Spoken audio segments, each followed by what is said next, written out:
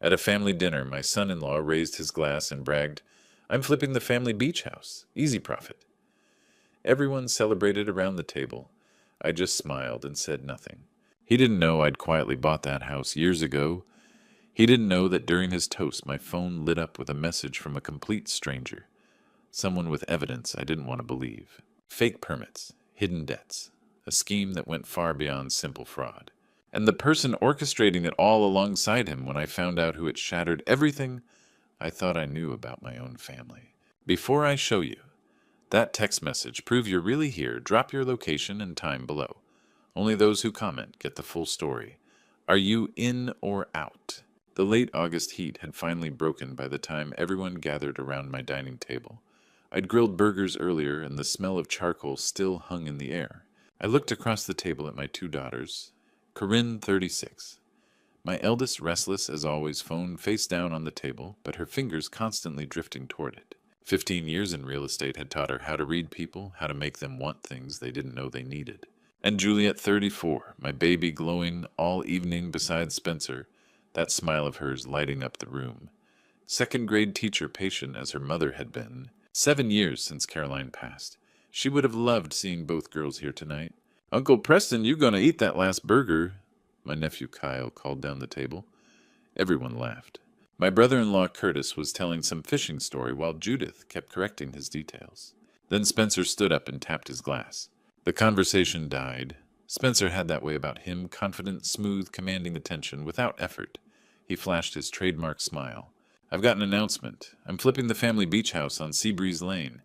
Contractors lined up permits, approved the whole 9 yards. Should clear 6 figures by fall." The table erupted. Curtis slapped the table. "About damn time someone did something with that place." Judith raised her glass. Kyle and Amber fired off questions about square footage and resale values. Corinne leaned forward, eyes bright. "Spencer, that's brilliant," she said breathlessly. "The coastal market is absolutely on fire right now. You're going to make a killing." "Smart investment," Curtis added. "Been sitting empty too long." Juliet beamed, slipping her hand into Spencer's. "He's been working on this for months. So many late nights." I sipped my wine and said nothing, because nobody at that table knew what I knew, that I'd bought that beach house 7 years ago, right after Caroline died. Bought it through a trust, kept it quiet, avoided the family drama. I'd been renting it out seasonally ever since. The deed had my name on it. Spencer Vaughn had never owned a single shingle. My phone buzzed. Unknown number. "Excuse me," I said, heading to the bathroom. The text message read, "Mr. Dalton. This is Marco Bellini, contractor. Spencer Vaughn hired me to renovate 847 Seabreeze Lane. Says he owns it. He owes me $12,000 and won't return my calls. Can you confirm ownership?" I stared at the screen until the words blurred. My hands went cold.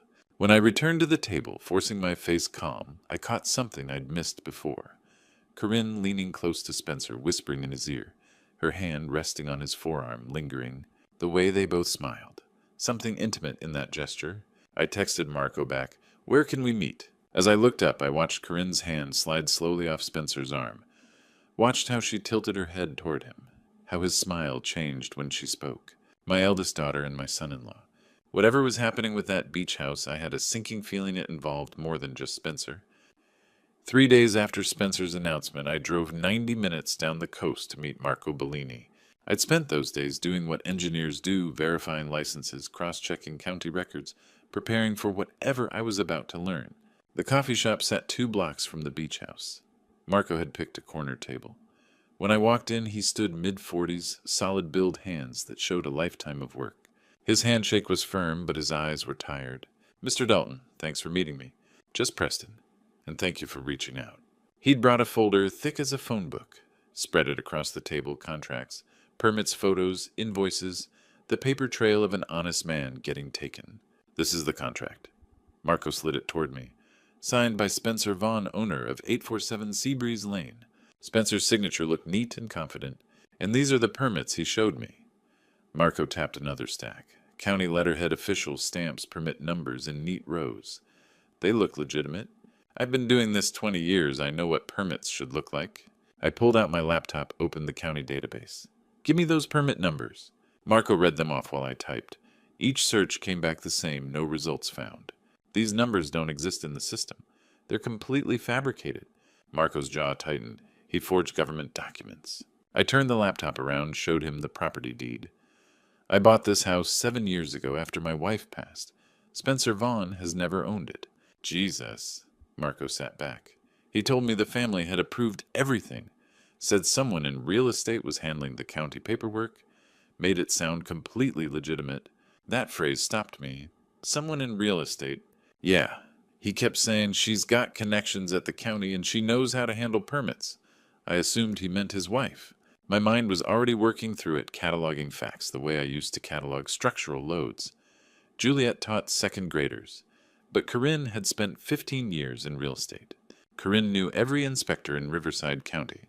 Did he mention a name? No, just kept saying she this and she that. Marco pulled out photos, the beach house bathroom torn apart. The deck half-finished raw lumber scattered everywhere. I'm 3 weeks into this job, Preston. $12,000 in labor and materials, and I've got nothing to show for it. I looked at the photos of my wife's house being taken apart. I'm going to make this right. But I need a few days to investigate. Can you document everything, every text, every email, every receipt? Marco nodded. You think you can recover my money? I'm going to try, but this will probably involve the police. Good, it should. I paid for both coffees and walked out into the coastal morning. In my car, I sat with those forged permits, spread across the passenger seat, staring at Marco's notes. She's got connections at county. Juliet spent her days teaching kids to read, but Corinne had built a career on knowing the right people, knowing what strings to pull. I pulled out my phone and dialed a number I'd hoped I'd never need. Geneva Cross Investigations. Geneva, it's Preston Dalton. We'd worked together years ago on a construction project. She'd been FBI then before going private. I need you to investigate my son-in-law. Silence. Then just the son-in-law. I looked at those permits again. At that single word Marco had used repeatedly, she. No. The words felt like broken glass in my throat. Possibly my daughter, too. 7 days had passed since I'd hired Geneva Cross. Long enough to second-guess my suspicions about Corinne dozens of times. Long enough to hope I was wrong about my own daughter. I sat in my home office late that Wednesday night, staring at the framed photo on my desk, Caroline and me on the deck at Seabreeze Lane, her head on my shoulder, both squinting into California sun. 7 years gone. Some nights I could still hear her laugh. Geneva's call came at 9:15. Preston? Her voice was flat professional, the tone she used when news was bad. I've got what you asked for. You need to sit down. I was already sitting. Tell me. Spencer Vaughn has $65,000 in gambling debt across 4 credit cards and 2 offshore betting accounts. He's been covering minimums for 8 months, but he's drowning. The beach house scheme wasn't opportunistic. It was desperation. I closed my eyes. And Corinne, the pause told me everything. They've been having an affair for 6 months. Hotel receipts, text messages, photos I won't describe over the phone. But Preston, it's worse. Your daughter isn't just involved. She's the architect. My hand tightened on the phone. What do you mean? I accessed their email accounts. There's a thread going back 4 months.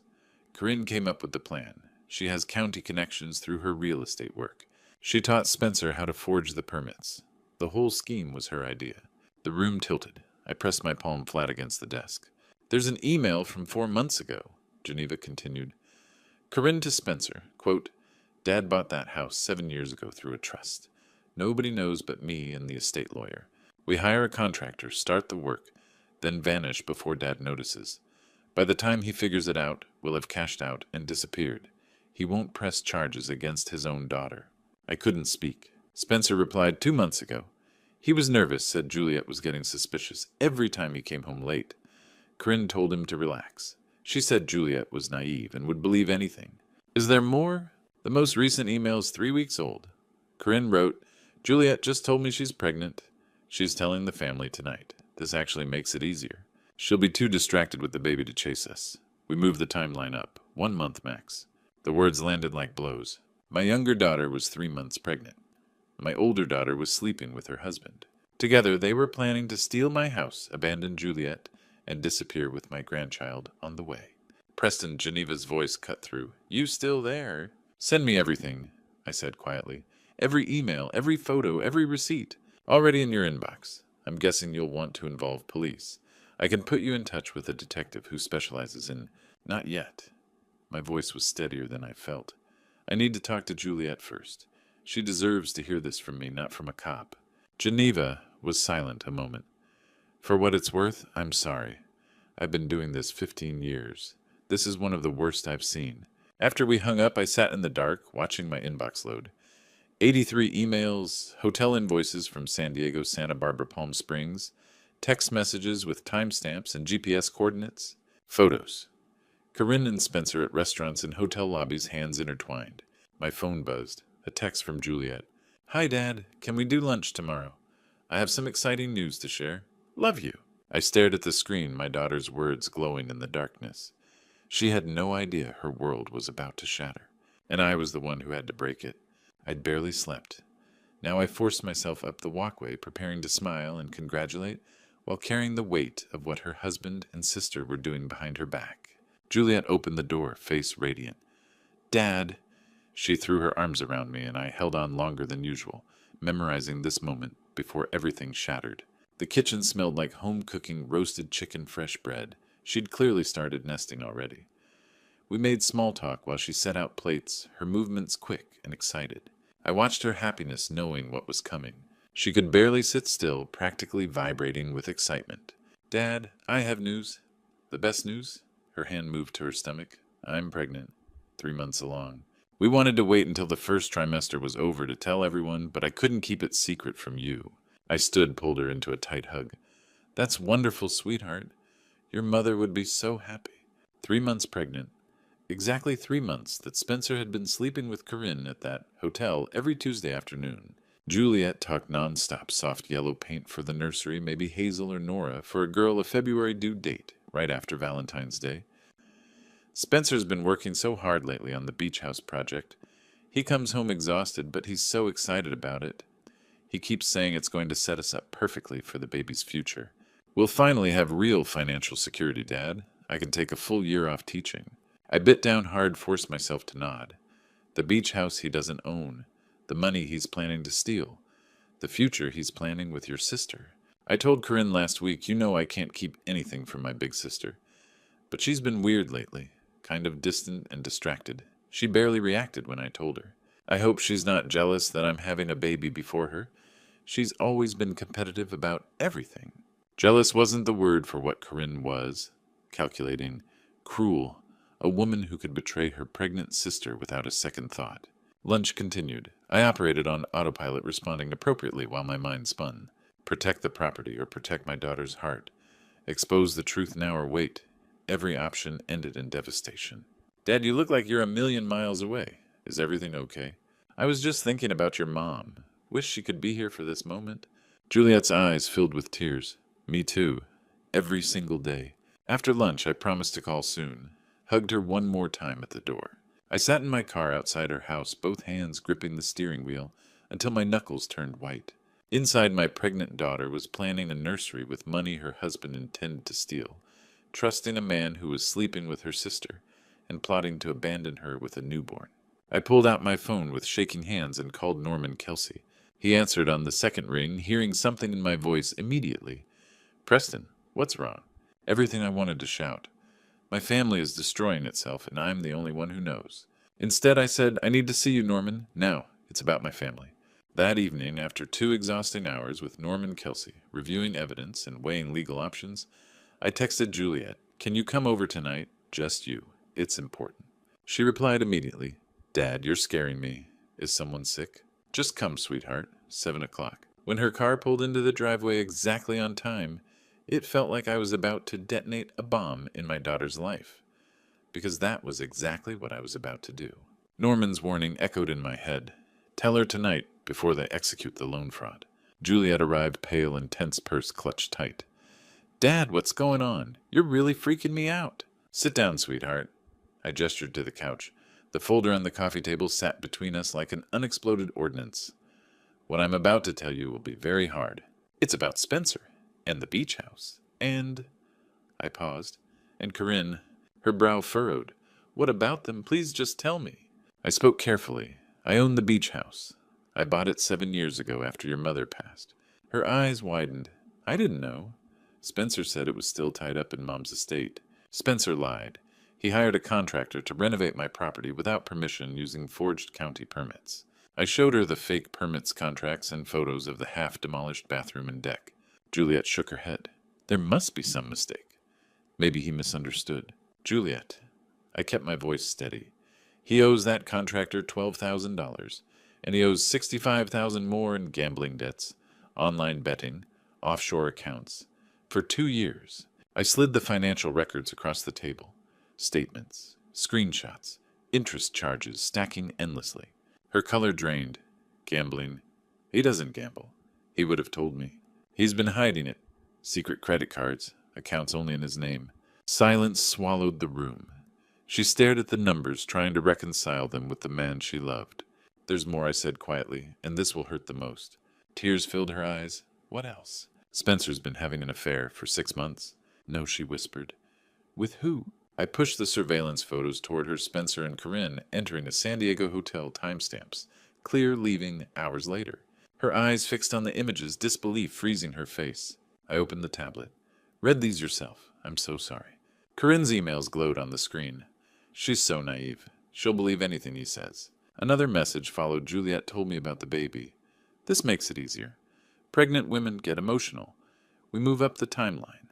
1 month, then we're gone. Juliet read silently, hands trembling each line, carving deeper. Suddenly she bolted for the bathroom. I heard her retching violently. I waited, heartbreaking.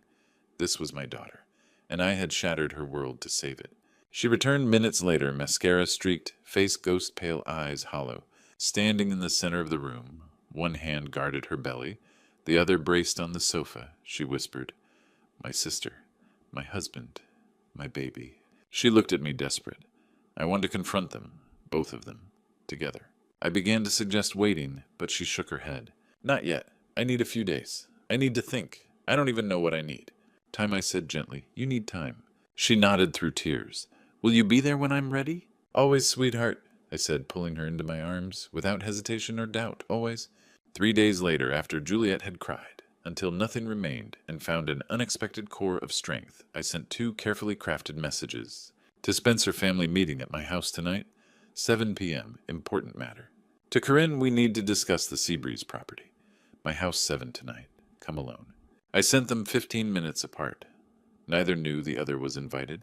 Neither knew what waited for them. Spencer arrived first at 6:55, dressed in business casual, like he was walking into a routine deal. Preston, what's this about? Your text sounded serious. Sit down, Spencer. We're waiting for one more person. He perched on the sofa's edge, tense eyes darting around the room.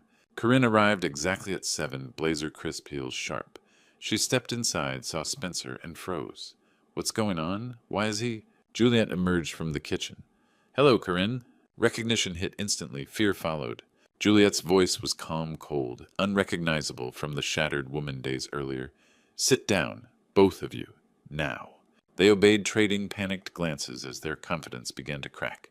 The coffee table was covered with evidence, hotel surveillance photos, printed emails, financial records, showing $65,000 in debt-forged permits, stamped with fake county seals. Silence pressed down as they stared at the documents laid out like an indictment. Juliet picked up a photo. How long have you been sleeping together? Spencer stammered. Juliet, I can explain. This isn't how long. No answer came. Corinne tried voice shaking. Juliet, this looks worse than it is. Juliet lifted the tablet and read aloud, fury barely contained. She's so naive. She'll believe anything he tells her. That's what you wrote about me, Corinne. Your sister. She scrolled. The baby makes this easier. Pregnant women get emotional and distracted. We move up the timeline. 1 month, then we're gone. You plan to use my pregnancy to steal from Dad and disappear. Corinne jumped up, desperation spilling out. You don't understand. You never have. You always got everything handed to you. Sit down. Corinne collapsed back onto the chair. I was the favorite. Juliet's voice was ice.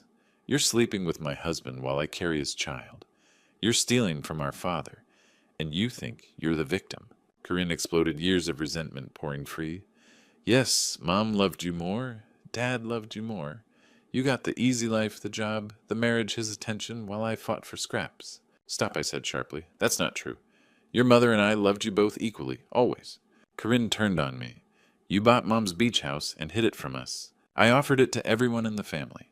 No one wanted the cost or responsibility. I bought it legally paid full value. The estate lawyer has the records. Spencer tried one last deflection.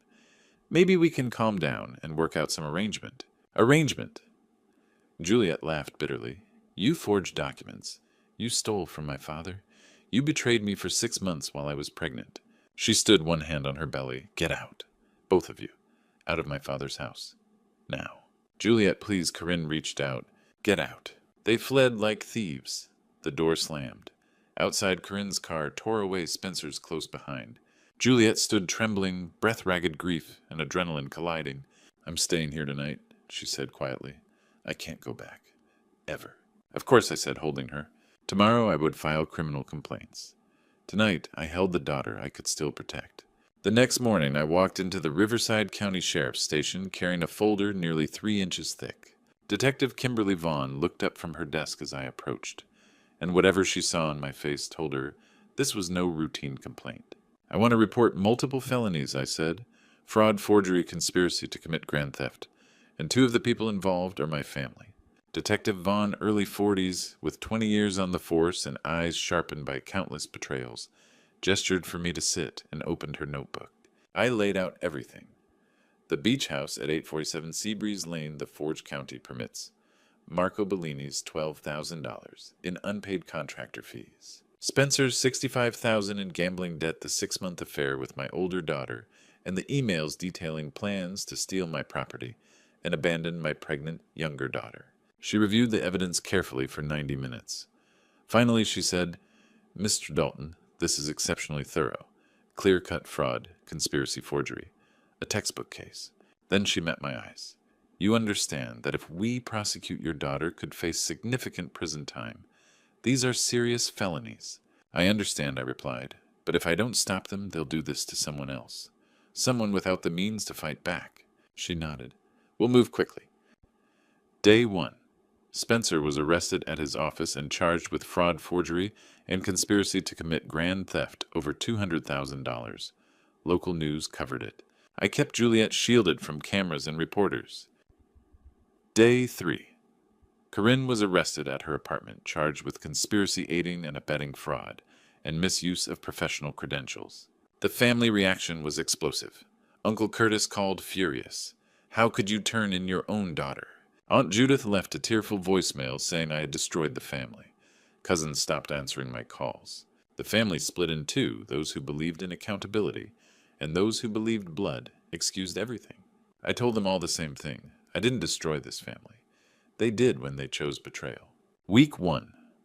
I met Marco at the beach house and handed him a check for $15,000. The full amount owed plus extra compensation. You don't owe me more, he said. You did honest work under dishonest circumstances, I replied. Finish the renovation properly. Do it right. He did using legitimate permits and inspections. Week 2. Juliet filed for divorce and moved into my house permanently. She was 4 months pregnant now, her belly beginning to show the baby strong and active. Spencer accepted a plea deal, 3 years in minimum security prison, full restitution, and a permanent restraining order. Corinne refused a plea and demanded a trial. Week 3. The trial lasted 2 days. The evidence was overwhelming. Emails read aloud, surveillance photos projected on screens, testimony from the investigator and the contractor, and my deed proving ownership. I testified on the second day. The prosecutor asked, Why are you here, Mr. Dalton? She's my daughter, I said. I love her, but justice has to matter more than blood.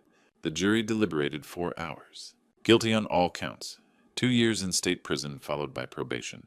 Corinne was led away in handcuffs. She never looked at me. 6 months passed like a dream mixed with grief. The beach house renovation was completed solid sunlit, exactly what my wife would have loved. Juliet's pregnancy progressed beautifully. Spencer and Corinne served time in separate prisons. Then one cold February morning before dawn, my phone rang. Dad, Juliet said, it's time. I drove to Riverside Community Hospital through empty streets. 3 hours later, in a room filled with morning light, I held my granddaughter Hazel. For the first time, 6 pounds, 8 ounces. Dark hair, tiny fingers curling around mine. Outside, everything was fractured. Inside that room, holding new life, there was only love.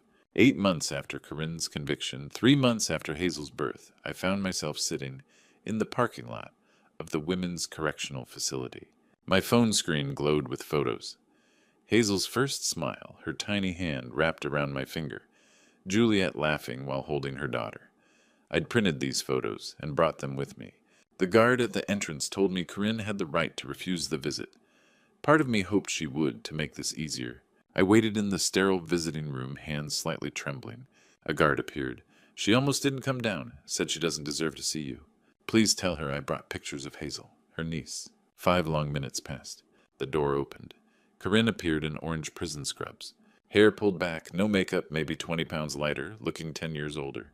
We sat facing each other through glass picked-up phones. Long silence. Neither knew where to start. Corinne couldn't look directly at me. Why did you come? Because you're still my daughter. You'll always be my daughter. I tried to destroy everything you built. I tried to destroy Juliet. Yes, you did. Then why would you want to see me? I placed the photos against the glass. This is Hazel, your niece. Born February 14th. 6 pounds, 8 ounces. 3 months old now. A perfect baby. Corinne looked at the photos. Tears immediate. She's beautiful. She looks exactly like Juliet did as a newborn. She does. Those eyes, that little nose. Long silence, both studying the photos. How is Juliet? Is she okay? She's incredibly strong. Stronger than any of us expected. She's already an amazing mother. Does she hate me? I honestly don't know. She doesn't mention you. I don't press. Heavy silence. I'm in mandatory therapy here. At first I was angry, refused to participate. But lately, she hesitated. It's working. I'm starting to see how distorted my thinking was. What do you see now that you didn't before? That I invented a rivalry that never existed. That you and Mom loved us equally, but I needed to believe you didn't to justify my jealousy. That I convinced myself Juliet's happiness was somehow stolen from me, when really I just couldn't stand watching her succeed where I was struggling. Tears flowing freely now. I turned Spencer against her. I weaponized her pregnancy. I called my own sister naive and stupid because it made me feel superior. I'm a monster. You're not a monster. You made monstrous choices. There's a difference. Is there? Monsters don't feel remorse? You do. Will Juliet ever forgive me? I don't know. That's completely her choice, not mine. Will you forgive me? Someday. Maybe. Ask me again when you're out of here and you've proven through actions that you've actually changed. Corinne nodded. That's more than fair. I stood to leave. Dad, thank you for coming. And thank you for the pictures. Focus on healing yourself, Corinne. Hazel deserves to know her aunt someday, not the woman you were, but the woman you could become. I walked out into Cold Spring sunshine past razor wire and guard towers back to my car where Hazel's photos still glowed on my phone screen. Some bridges burn so completely they can never be rebuilt. Some bridges can be reconstructed slowly, board by board, nail by nail, if both sides are truly willing to do the work. I didn't know yet which kind this was. But I'd left the door open a crack, not for the daughter Corinne had been, but for the woman she might still become. That was all a father could do. 13 months after Spencer Vaughn stood at my dinner table, raised his glass, and announced he was renovating the family beach house, I stood on the restored deck of that same house, holding my 7-month-old granddaughter, Hazel. The Pacific stretched endlessly before us, steady and eternal. Behind me, Juliet arranged a picnic lunch on the new outdoor table. The house Marco Bellini had carefully rebuilt stood strong and beautiful, not sold, not stolen, but preserved exactly as it was meant to be. Hazel cooed in my arms, staring at the waves with wide, curious eyes. Juliet set down the plates. She's going to love this place someday, Dad. Your mother loved it here, I said. She believed the ocean could heal anything. She made me promise we'd never sell it. I'm glad you kept that promise, Juliet said softly, even when keeping it cost you so much. It didn't cost me everything, I replied. It saved what mattered. We sat together, sharing lunch in comfortable silence. Corinne sent another letter, Juliet said, from prison. Did you read it? Yes. She apologized again, says therapy is helping her understand herself. And what will you do? Nothing. Not now. Maybe someday for Hazel's sake when she's older. I won't let bitterness shape my daughter's life. That's wise, I said. That's your mother's voice. It's yours too, Juliet answered. You taught me that protecting family doesn't mean tolerating betrayal. It means knowing the limits. Hazel squeezed my finger, gurgling happily. Juliet watched us. Do you regret it? Turning them in, testifying against your own daughter? I thought carefully. Every day I regret it deeply, and not for a moment do I regret it at all. Both are true. I understand now, she said. We watched Hazel marvel at the ocean. I thought about the path that led here, the discovery, the investigation, the impossible choice, the confrontation, the justice. I thought about Caroline. What would she say? She'd be proud of you, I told Juliet, of the strength you found, of the mother you've become. I couldn't have done it without you, Dad. We sat quietly 3 generations bound together healing. I thought of Marco's skilled hands in every beam and board, of the choices that shaped this moment. I bought this house to preserve Caroline's memory, to protect the place she loved most. I fought to save it from thieves, even when one of them was my own child. In the end, I didn't just save a house. I saved the daughter who needed saving. I gave my granddaughter a legacy built on truth, not lies. Some families fracture beyond repair. Others grow stronger through fire. Corinne chose resentment over love. Juliet chose courage over bitterness. And I chose justice over false peace, truth over comforting lies. That's what fathers do when everything is at stake. We protect those who deserve protection. We stand for what's right, even when it means standing against our own blood, even when it breaks our hearts. The house stood solid behind us. Hazel laughed in my arms. Juliet smiled beside me, wounded but whole. The ocean rolled on, infinite and forgiving. Sometimes the quietest victories are the truest ones. Sometimes saving one person means losing another, and sometimes that is the choice a father must make. Looking back on everything that happened, I realized God put me at a crossroads, where every choice would cost me something precious. I lost one daughter to save another. I lost the illusion of a perfect family to preserve what was real and true. And honestly, I'd make the same choice again, even knowing the pain it would bring. If you're facing something similar, family betrayal, fraud, loved ones making terrible choices, don't do what I almost did. Don't stay silent to keep the peace. Don't let blood ties become chains that bind you to injustice.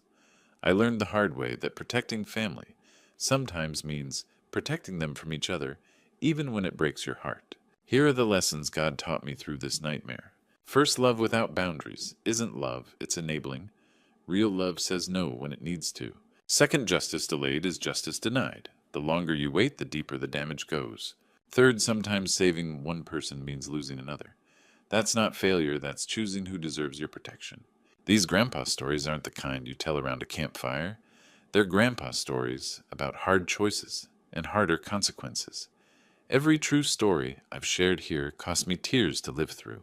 But maybe my pain can spare you some of yours. God doesn't waste our suffering. He uses it to light the path for others. Hazel will grow up knowing her grandfather chose truth over comfort, justice over false peace. That's the legacy grandpa stories should carry, not just happy memories, but hard-won wisdom from a true story that tested everything I believed about family. If this true story resonated with you, I'd be honored if you'd share it with someone who needs to hear it. Drop a comment below about your own journey. Sometimes knowing we're not alone makes all the difference. And please subscribe so these lessons can reach others who need them. God bless you all.